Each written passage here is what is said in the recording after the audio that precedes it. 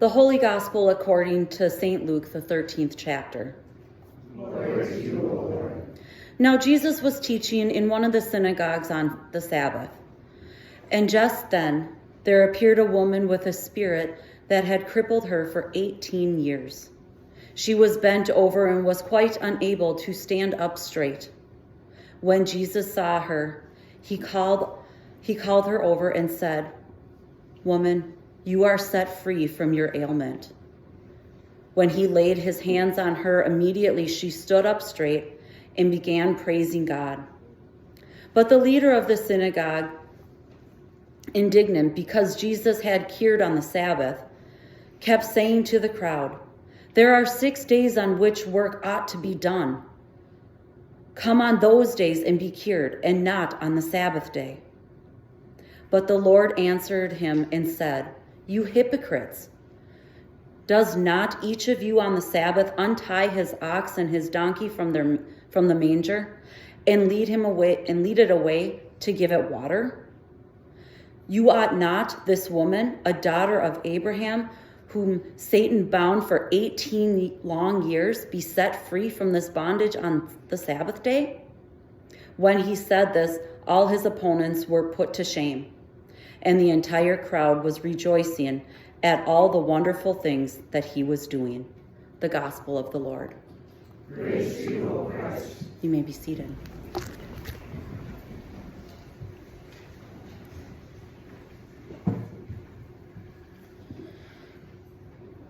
If not right now, then when? For the past couple of weeks, we've been focusing in on God's immediate call for us to examine what we are doing in our lives and why we are doing them. And today, we reach the climax of what it means to do God's work with our hands. What does it mean to keep those in need in mind? What does it mean to walk with others on their journeys? Jesus is teaching in a church, and in the middle of his sermon, a woman with severe and crippling back pain of 18 years enters. Jesus moves from the pulpit and goes to the woman and says, "Woman, you are free from your ailment." I want you to take that scene in for a moment. I want that to sit with you for a second. Think of how you are responding to hearing that. How would you react if right at this exact moment someone walked through the doors crippled and I stepped off and went to that person right now in the middle of this sermon? How does that make you feel? What thoughts and the feelings that are going through your mind and your body? You're sitting here dwelling in God's word. You're bringing in the energy that you get from God and that reset that you get from God. And in the middle of that moment, there's that disruption. Worship stops for one other individual. How are you feeling? What are those thoughts?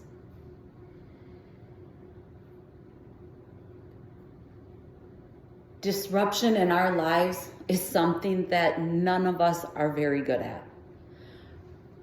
It creates some tension, annoyance. Sometimes we get right down to the point of being irritated with disruptions that pop up as we are trying to get something done that is on our plate or enjoying something that is going on. But that's what Jesus is calling us to think about. If not right now, then when? When is it okay for others to be freed from their sufferings? When is the time to put the effort into our work for comforting others and for loving God? When?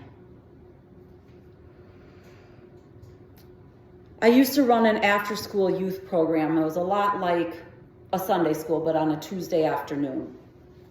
I'd have 25, 30 kindergarten through fifth graders running around after school. We would share stories with each other, play games, eat snacks, run all over the place. It was loud, it was intense, it was a lot of energy that was going on. And for the leaders, you had to have this focus on what you were doing, because in the split second, some kind of chaos came about with these kids. You get 25 kids, a lot of kindergartners running around. Your attention cannot be deterred, right? Teachers know this for sure.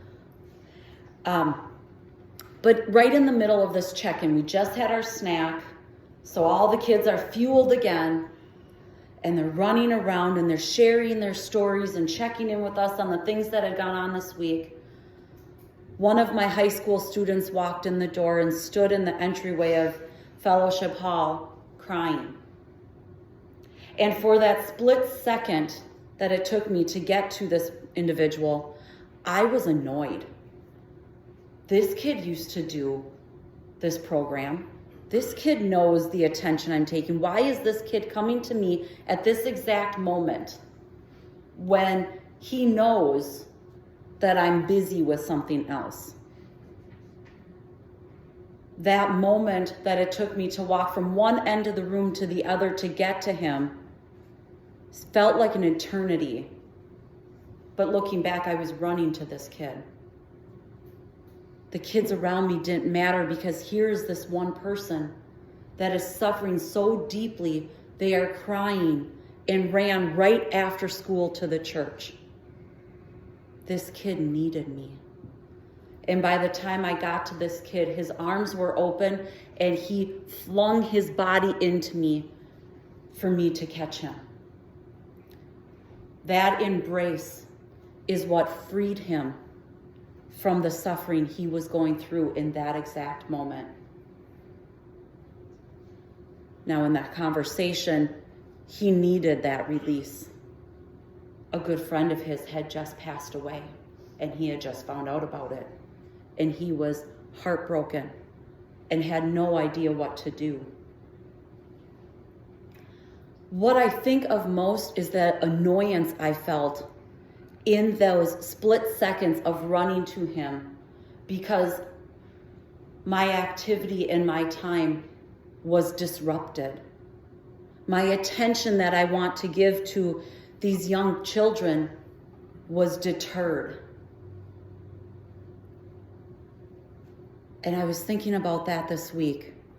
That moment that I could have said to him, I'm busy right now, can you come back? And what it would have done to that young man. But as Jesus is calling us today, it's okay for that disruption. Invite that disruption in, because that person needs it. People don't typically disrupt somebody or something for no good reason. You don't call somebody at 11 o'clock at night to disrupt their sleep, to chit-chat about the weather. Something is on your heart and you need that hand to hold. You need that voice to come to you. You don't wave somebody down driving down your road to tell them to have a good day. There's something immediate that's going on. But disruption is something that our bodies freeze when it happens. It's something that almost paralyzes us to go, this is not in our normal.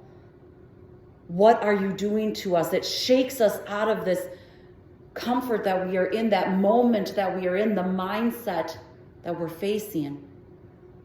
And that's where Jesus is with us today, saying, embrace that time. Because if not right now, then when? If we don't stop with that disruption right now and give that person or that thing that really needs our attention in that exact moment, then when is the right time to give it to them? Who are we to say that what is going on in our lives is more significant than the one that walks through the door in need of a moment? 2 minutes, 5 minutes. just a hug. What does that mean? Jesus takes us to one of the synagogues as he is teaching today. And he speaks of this woman that for 18 years she could not stand up straight because of the excruciating pain in her back. I think almost all of us can raise our hands if I was to say, who's tweaked their back and for a few hours it was in pain?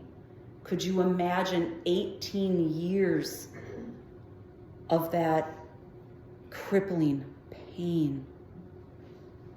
And in that moment, Jesus steps off the pulpit, goes to her, and frees her of the bondage of that pain and that suffering, to allow her to go out and rejoice.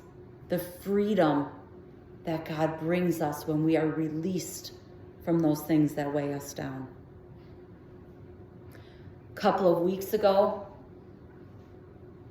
Jesus called us out to say, if Jesus walked in the church right now, would you be ready to greet him? And then last week we talked about, if Jesus called us into action right now, are we aware of what's going on around us?